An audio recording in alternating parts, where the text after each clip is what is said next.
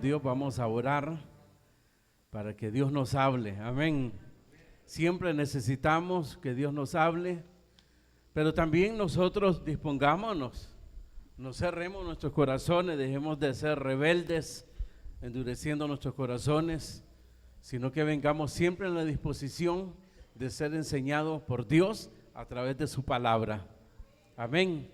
Y añadimos siempre en la oración estas necesidades de hermanas que están muy enfermos y una hermana que fue operada y está en recuperación. Así que oramos al Señor, levante sus manos. Bendito Padre, gracias por tu amor, por tu misericordia. Gracias por esta bendición de poder estar delante de tu presencia. Traemos delante de ti estas necesidades de tu pueblo, para que tú, Señor, operes, para que tú sanes, para que tú, Señor, proveas, para que tú soluciones, Señor. En el nombre de Jesús te lo pedimos y lo recibimos, Señor, en cada una de estas necesidades. Así también ahora, Señor, háblanos a todos. Lleva cautivo a nuestras mentes, a nuestros corazones, a tu palabra, a tu voluntad. Y que todos vamos a ser edificados de tal manera que podamos brillar para tu gloria. Y aún, Padre, por medio de tu palabra, envía salvación y vida eterna. En el nombre de Jesucristo, amén. Gloria a Dios. Siempre en Primera de Crónicas,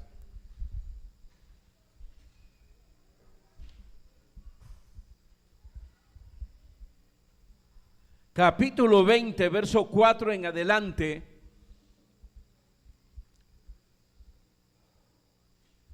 Primera de Crónicas, capítulo 20, verso 4 en adelante, dice la palabra del Señor: después de esto aconteció que se levantó guerra en Gezer contra los filisteos, y Sibecai Husatita mató a Sipai de los descendientes de los gigantes y fueron humillados. Volvió a levantarse guerra contra los filisteos, y el Anán, hijo de Jair, mató a Lami, hermano de Goliat Geteo, el astra de cuya lanza era como un rodillo de telar. Y volvió a haber guerra en Gad, donde había un hombre de gran estatura, el cual tenía 6 dedos en pies y manos, 24 por todos, y era descendiente de los gigantes. Este hombre injurió a Israel, pero le mató Jonatán, hijo de Simea, hermano de David. Estos eran descendientes de los gigantes en Gad, los cuales cayeron por mano de David y de sus siervos. Amén.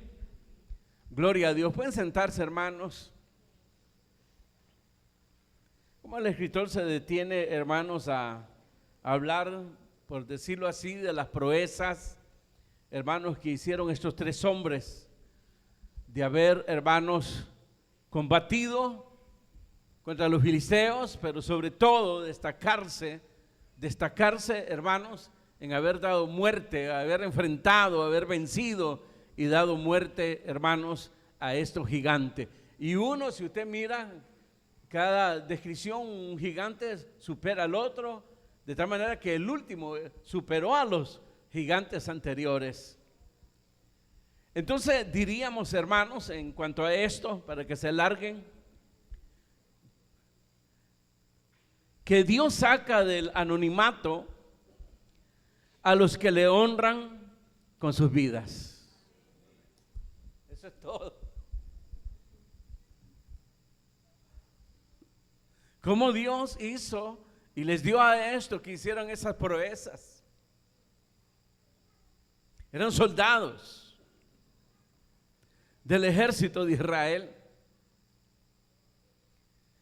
e hicieron estas proezas. Por eso está aquí en la escritura, por eso se cuenta, por eso se escribió. Y esto nos hace ver a nosotros, hermanos, que si nosotros realmente queremos llegar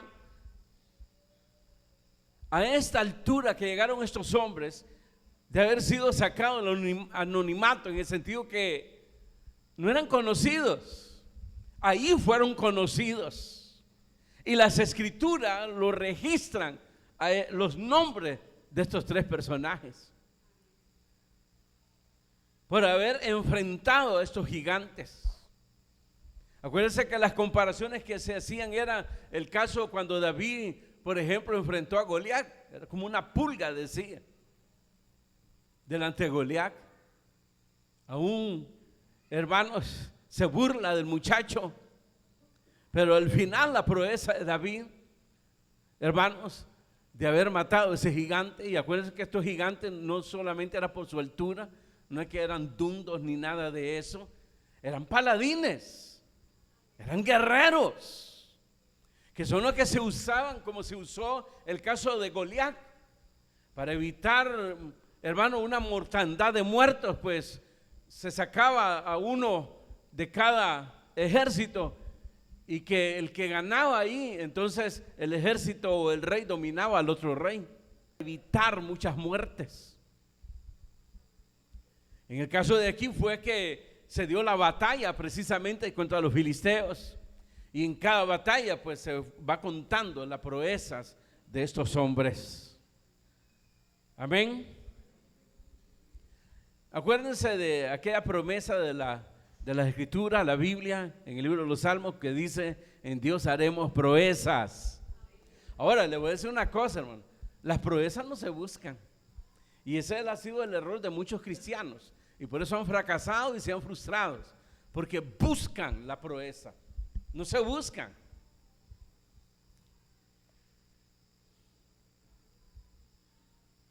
Hay muchos que quieren destacarse, hay muchos que quieren brillar a la pura fuerza, quieren apagar la luz de otros,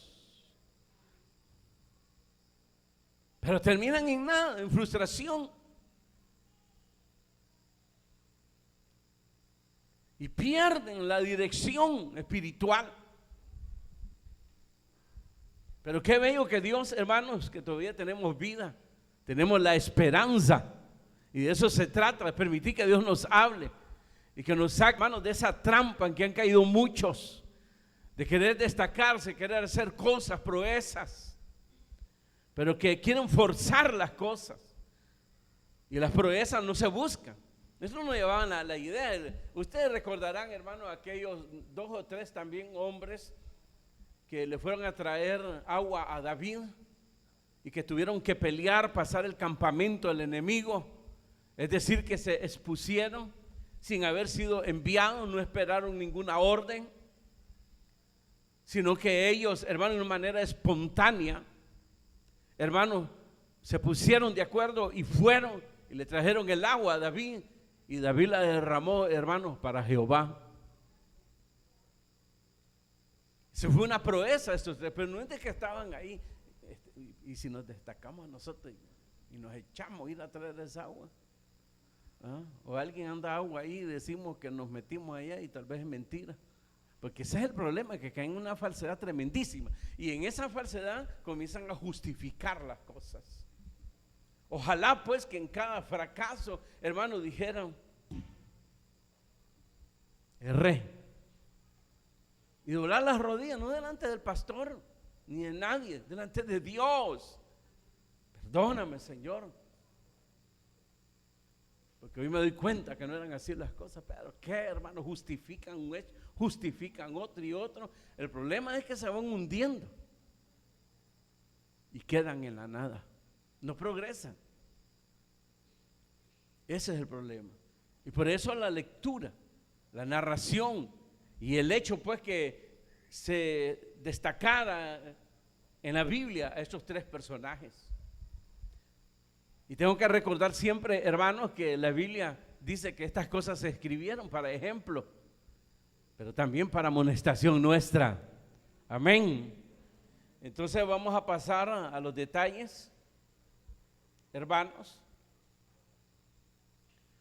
Y cuando hablamos de que Dios saca el anonimato a los que le honran con sus vidas, estamos hablando, hermanos, de que Dios honra a los que le honran.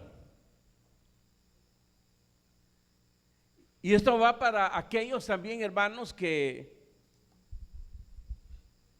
le han echado ganas espiritualmente en la obra de Dios, pero sienten que nadie les ha visto, que nadie los toma en cuenta. Yo no sé si usted ha tenido esa sensación. Usted no necesita que el coordinador, ni mucho menos el pastor, le diga: este sábado tiene que ir al grupo, tiene que planificar. Usted lo hace. Usted sabe que cada 3 meses que partió el grupo, usted lo hace.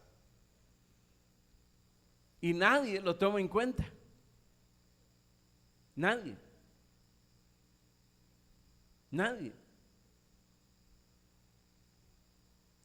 Pero ¿qué nos hace ver aquí?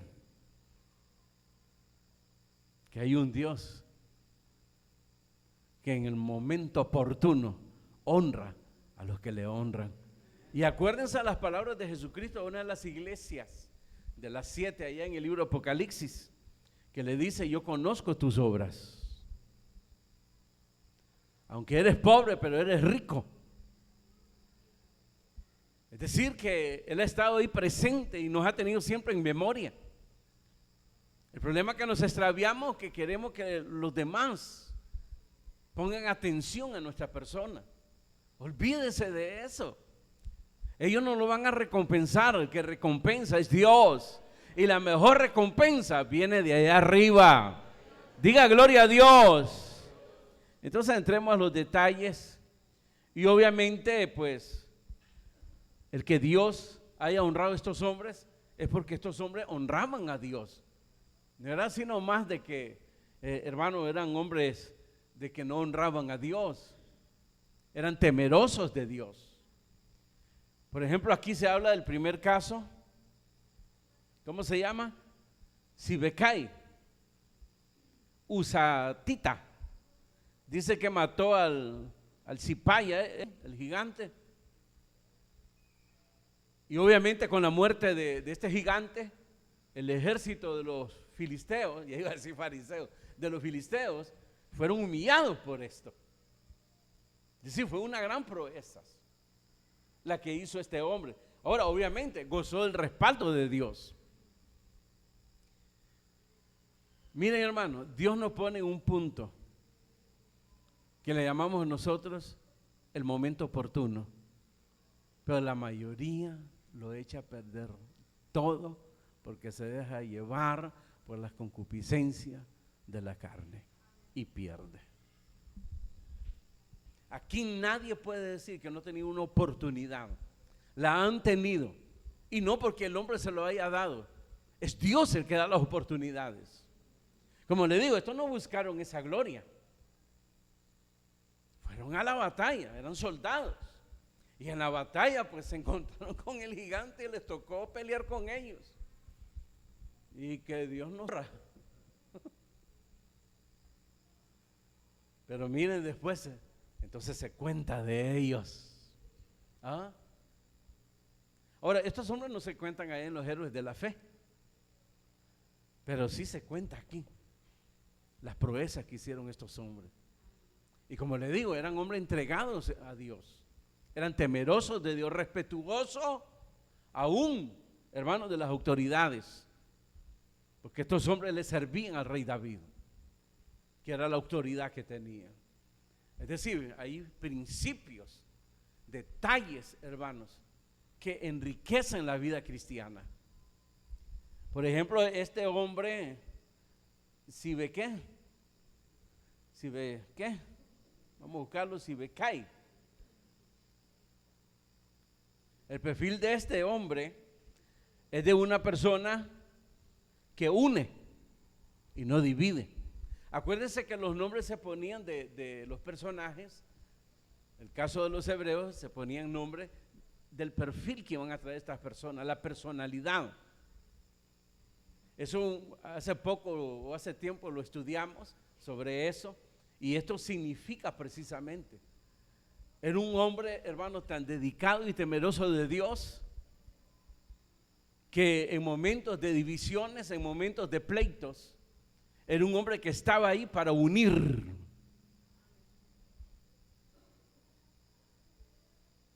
era pacífico, no permitía la rebelión, no permitía que se rompiera el vínculo. Por eso su significado es tejedor, que une la tela, el hilo, y teje y une todo. Esto hace ver que era un hombre temeroso de Dios y que tuvo su oportunidad. Son oportunidades que nadie quiere. Porque lo que enfrentó fue un gigante, un paladín, hermano. Y que al morir el ejército filisteo se sintió humillado al ser vencido su paladín.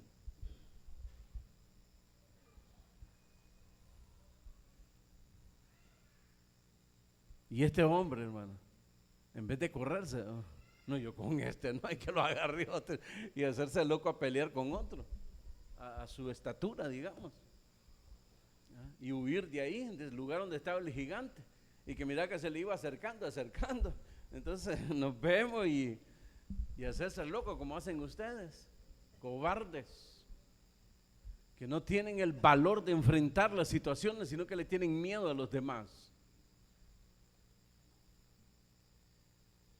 Amén. Después sigue el otro, ¿cómo se llama? El Anán, así es. Dice que era hijo de Jair. Bueno, el primero pues se dice que era capitán del ejército. El caso de Sibecai. El otro pues, Elianán, era una persona bondadosa que ayudaba a los demás sin esperar ninguna recompensa. Contribuía, hermanos, en la obra de Dios sin esperar precisamente recibir gloria. Y eso es lo que significa bondadoso, que hacía las cosas de corazón, era entregado. Fíjense en los detalles que se dan con estos personajes, que por eso se narran. Esto no fue casualidad ni porque ellos buscaron esa gloria, sino que se presenta la oportunidad y por haber honrado a Dios, Dios le pone ese gigante ahí y le da el poder y lo respalda para vencer a ese gigante. Y este gigante era, hermano, superó al primero, porque dice ahí que el asta de la lanza era como un rodillo de telar, era exagerado, y eso da las dimensiones de esa persona, además de ser un paladín. Pero dice que este hombre, hermanos, lo pudo vencer. Y por último, el verso 6, la tercera guerra, y volvió a haber guerra en Gad, donde había un hombre de grande estatura, el cual tenía 6 dedos en pies y manos, 24 por todos, era descendiente de los gigantes. Y dice que este hombre injurió a Israel, pero lo mató Jonatán, hijo de Simea, hermano de David. Estos eran descendientes de los gigantes en Gad, los cuales cayeron por mano de David y de su siervo. David como rey, él se llevaba toda la gloria, acuérdense de eso. Pero Dios le dio lugar a estos soldados de honrarlos, a pesar que la gloria se lo llevaba el rey David. Eso lo vimos en el anterior también, que donde iba David, aunque él no iba, pero donde iba David, hermanos, Dios le daba la victoria. Pero lo importante aquí con este Jonatán, hermanos, son de aquellos personajes que eran obedientes, temerosos de Dios. ¿En qué sentido? Que estos hombres muchas veces cedían una posición para otra persona, no estorbaban.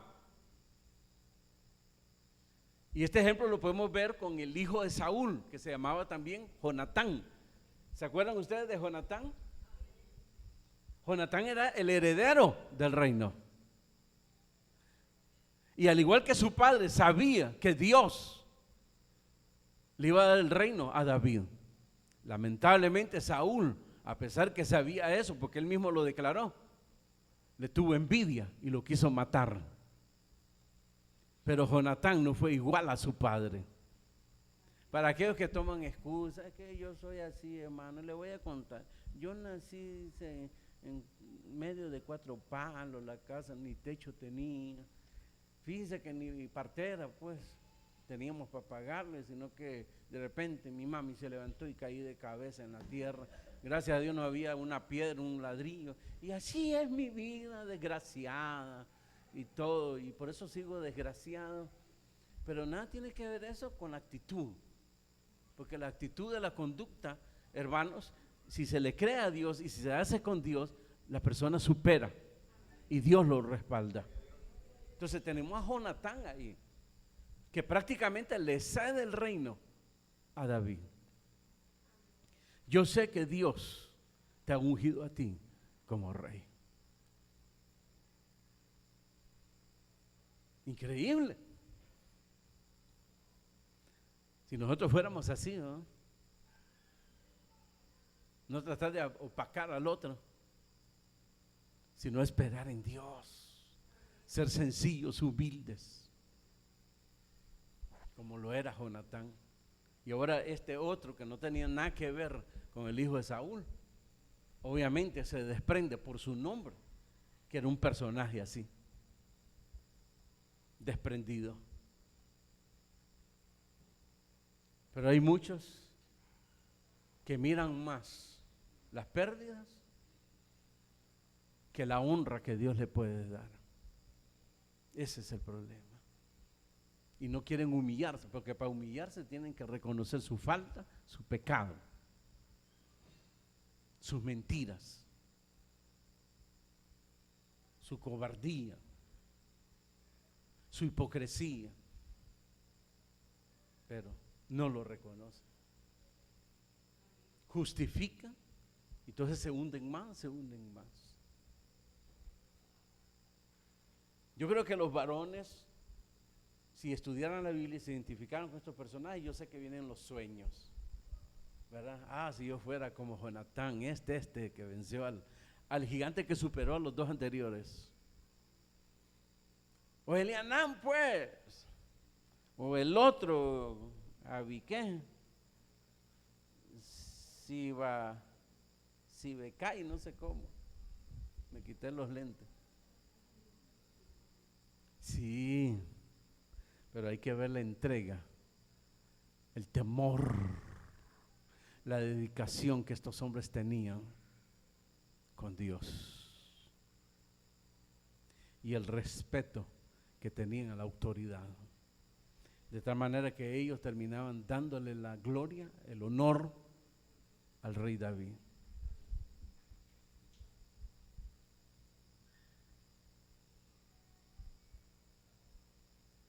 Las proezas no se buscan.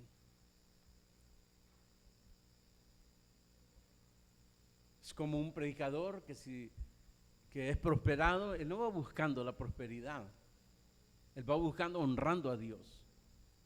Y a los que me honran, dice el Señor, los prospera. Pero ahora los ministros de estos tiempos buscan las riquezas y han dejado de honrar a Dios. Esa es la diferencia. Que Dios dice que bendice a sus ¿qué? Ungidos. Es cierto, y los prospera. Pero esos que fueron prosperados no lo buscaron. David jamás se perfiló de llegar a tener riquezas, gloria, un reino, jamás.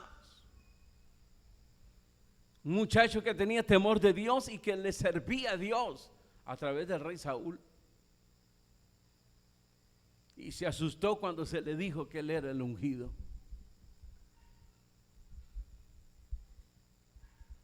Porque él no buscó, ni nadie busca eso. Un cristiano genuino que tiene una fe genuina no anda buscando estas glorias.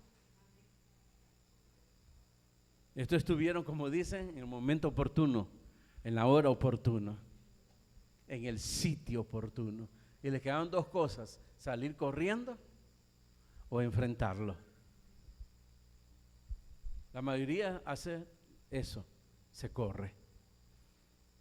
Entonces menosprecian y dejan ir la oportunidad. Muchos los han tenido la oportunidad, muchos, y le han dejado ir.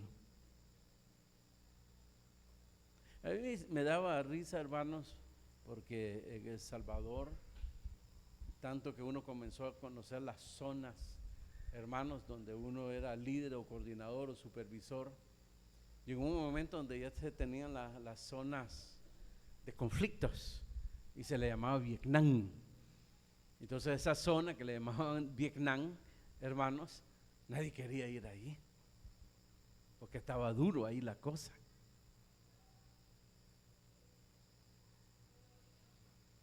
Entonces rehuían.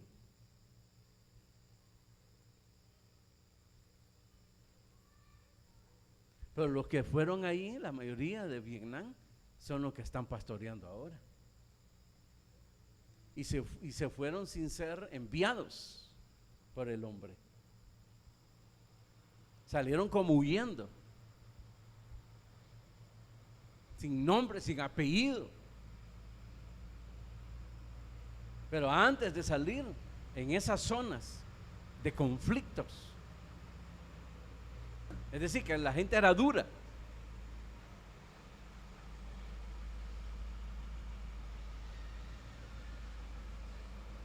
entonces podían vencer y eran prosperados ahí. Uno en las reuniones ahí, usted va a ir a tal zona, ahí no. Donde sea, menos ahí. Como los jóvenes, ¿verdad? Usted va a ir allá a la entrada del lago, no quieren ir, entonces hay que ponerle una novia para que pueda ir, para que sea motivado.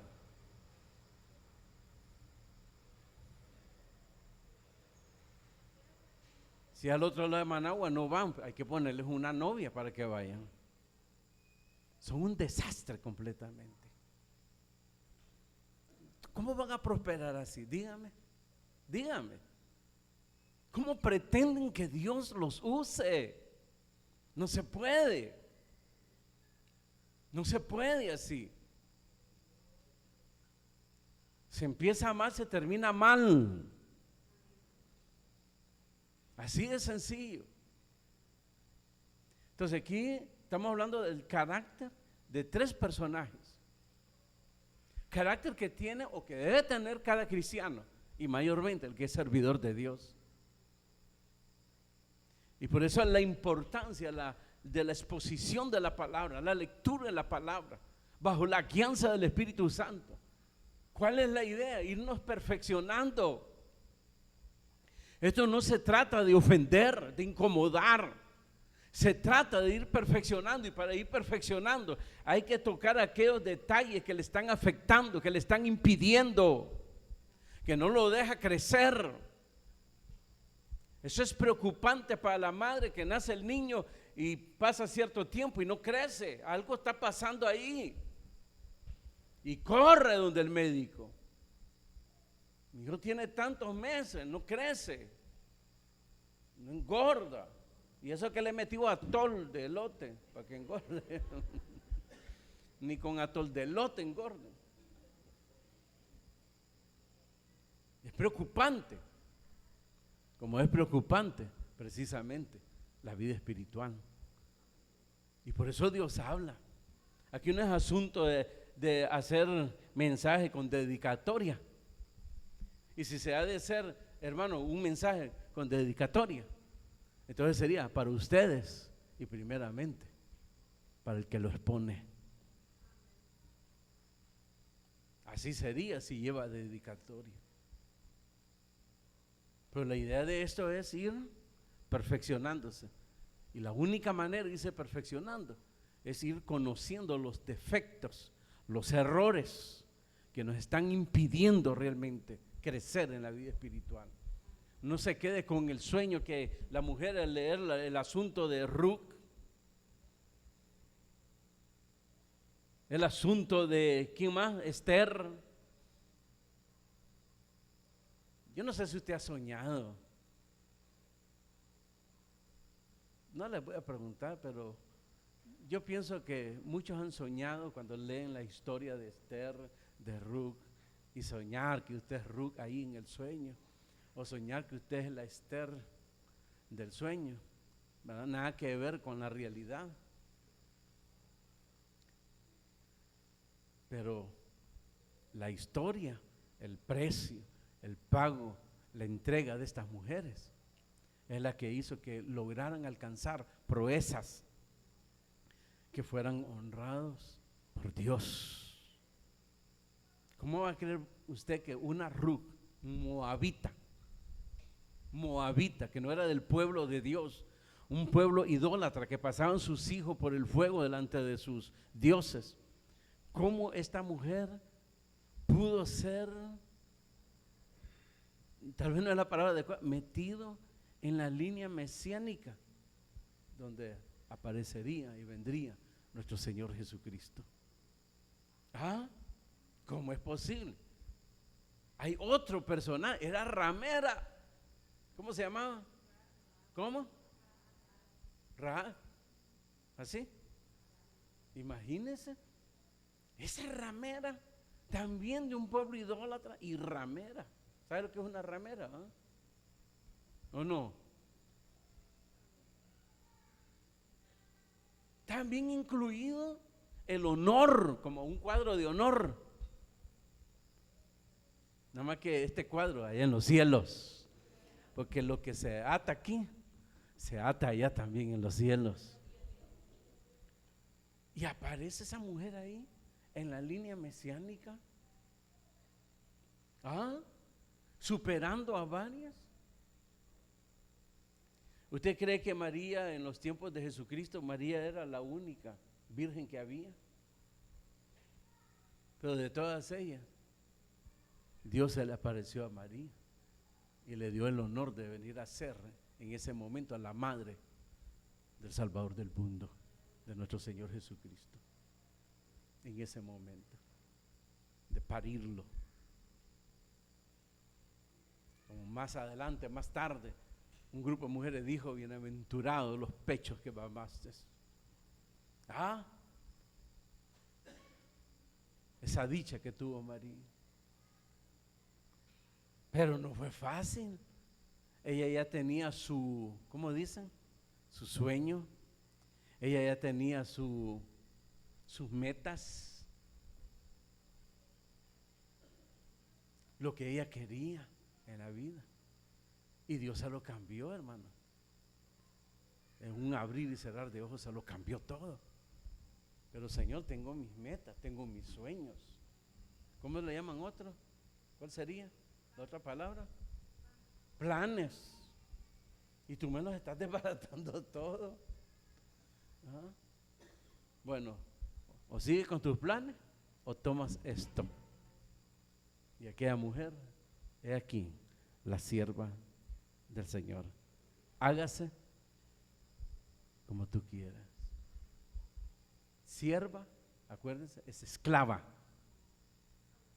Esclava, en el buen sentido de la palabra. Eso es humillación, ser un esclavo. Pero esta mujer dijo: he aquí la esclava del Señor. Hágase su voluntad, hágase lo que Él quiera. Son momentos oportunos. Lo tomas o sigues siendo el mismo miserable, la misma miserable, que nunca superas tu vida mediocre que llevas, los niveles de mediocridad. Jamás los vas a superar si no permites que Dios moldee tu vida. La fe viene por el oír, y oír palabra de Dios. ¿Y qué dijo el Señor Jesucristo? Bienaventurados los que oyen y hacen la palabra del Señor. Esto eran estos hombres. Y como hace poco se lo decía a algún hermano ahí, y es la clave que da el Señor Jesucristo: si no os hacéis como niños. Créanme que cuando yo leo las actitudes de David con Dios, las de Moisés, estos grandes hombres de Dios eran fieras. Por ejemplo, ¿cómo consideraría usted a David? Un hombre dócil, cabizbajo. Era una fiera. Era una fiera, su carácter era una fiera. Que cuando quiso construir el templo de Dios, el Señor le dijo: no, tú no me vas a hacer la casa, porque has derramado mucha sangre. Le había volado la cabeza a medio mundo, le había volado la mano, el brazo, la pata a medio mundo en la guerra, hermano. A diestra y a siniestra. Y pensaba hacerle la casa a Jehová.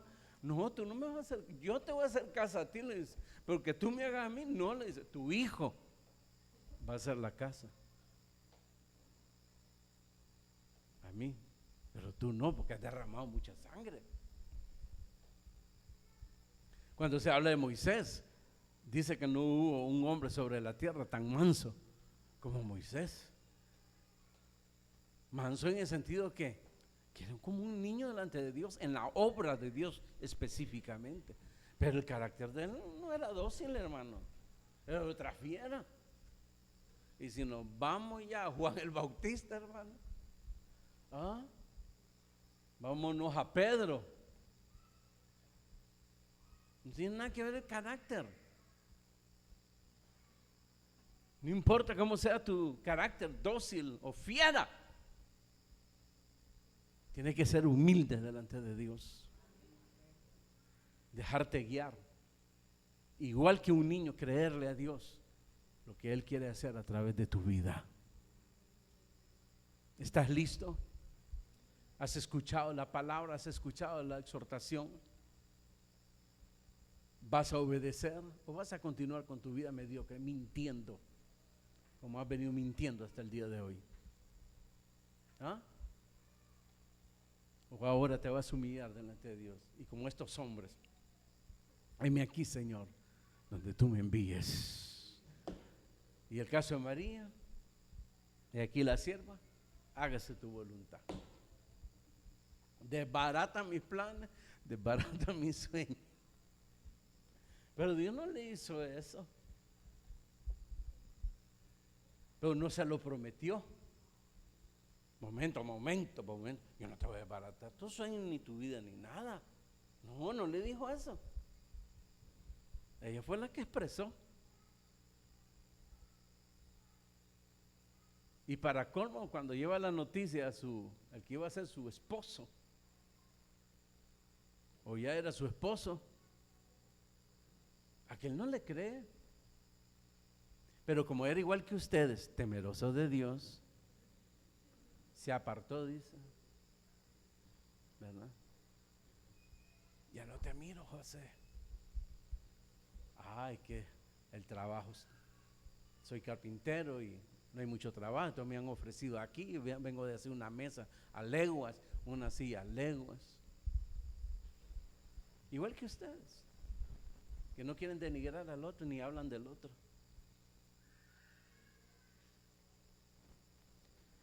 Ay, todavía muchos sueñan diciendo: si yo hubiera estado en los tiempos de Jesús.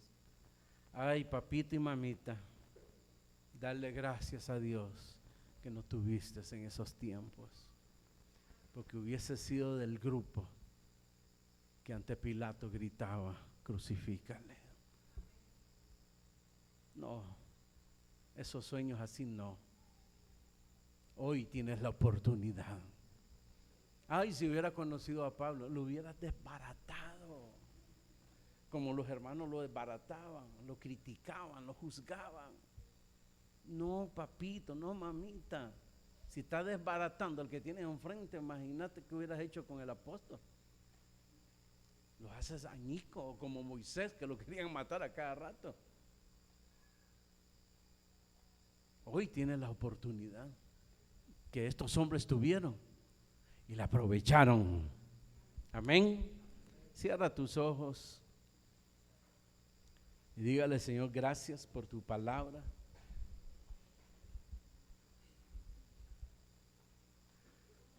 Un arrepentimiento genuino. Dígaselo ahí al Señor: perdóname porque hasta este día yo he actuado mal, Señor. Ni he hecho méritos para que tú me honres. Y soy la persona más exigente que quiero que tú me honres, cuando yo con mi vida diaria te he deshonrado, Señor.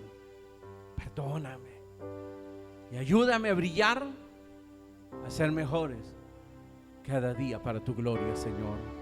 Padre, bendice a tu pueblo y levanta hombres y mujeres que te amen, que teman delante de ti y que sean esforzados, entregados en la obra, humildes, y que vengan a ser las personas que tú esperas de ellos, de cada uno de ellos. Padre, glorifícate esta hora, Señor. Tu palabra no vuelve vacía. Cae el rocío, la hierba crece.